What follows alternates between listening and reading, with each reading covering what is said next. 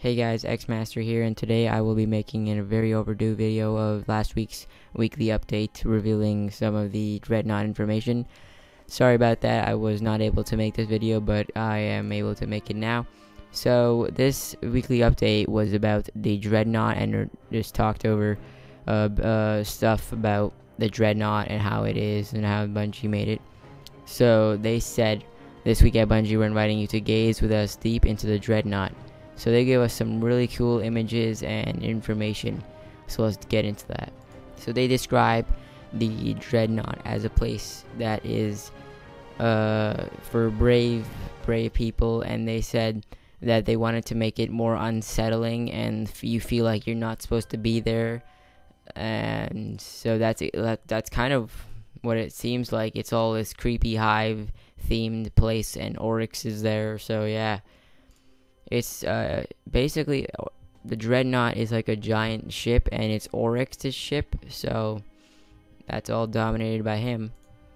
So obviously this is not a place you go for fun. This is supposed to be an enemy's ship, and it's just supposed to be a threat, so it's good. They want it to feel like that, and as I said, they probably have achieved that, and hopefully it will feel unsettling and, you know, dark themes, and that you bring the light to that dark place.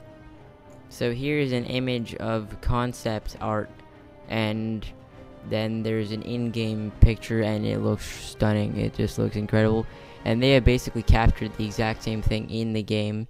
And they said the Dreadnaught allowed us to sprinkle in some unique lighting dynamics to flavor the alienness of the hive.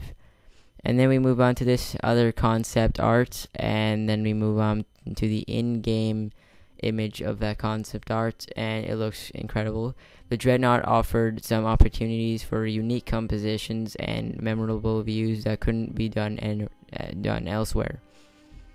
And then this another concept art image that I have made a video on before, and then the actual image. Now the image of the concept art image was labeled City, Dreadnaught City or something, and the in-game image, I don't know what it's named, but it looks really cool, and it is labeled one of the biggest challenges we faced was making the Dreadnaught feel unsettling and uninviting, while still making it a place people would want to visit and spend a lot of time exploring.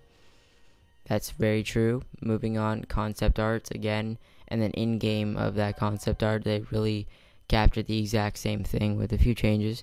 The Dreadnaught is a dark and mysterious place filled with lots of very interesting atmospherics and ethereal lighting effects. From the perspective of a content creator, you dream of landscapes such as these. And then in-game image of the outside view of a Dreadnaught, I'm pretty sure. And the opportunity to create the vista from inside Saturn's rings was a dream come true, creating the illusion that the player is within the ring plane with all that ice visible with a huge sense of depth was really a fun challenge. And they said, as well as being a focal point for the story campaign in The Taken King, the Dreadnaught was also a centerpiece of the Taken War, a progression that extends well beyond the traditional storyline. It will also provide new ground to explore and patrol. In that regard, like the Taken King itself represents a big leap forward.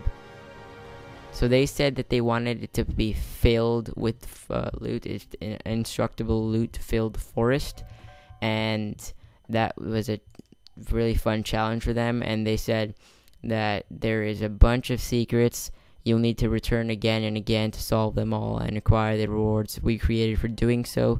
There are hidden treasures and bosses waiting to be found, and it won't be apparent how to access them at the first time you go exploring. We've laid out a breadcrumb trails through, though, as you fight your way through the ship. So follow the clues you're given, face the challenges you can find, and earn that sweet loot. And they said that it will take like months to figure out all like a few secrets of the Dreadnaught. So there's gonna be tons and tons of stuff in it, tons of chests, tons of loot. And they also said that they're planning to Twitch stream all this stuff like they did with the House of Wolves. They're planning to Twitch stream details. And last thing they said was about the Dreadnaught specifically was that the patrol mode is not on easy mode anymore.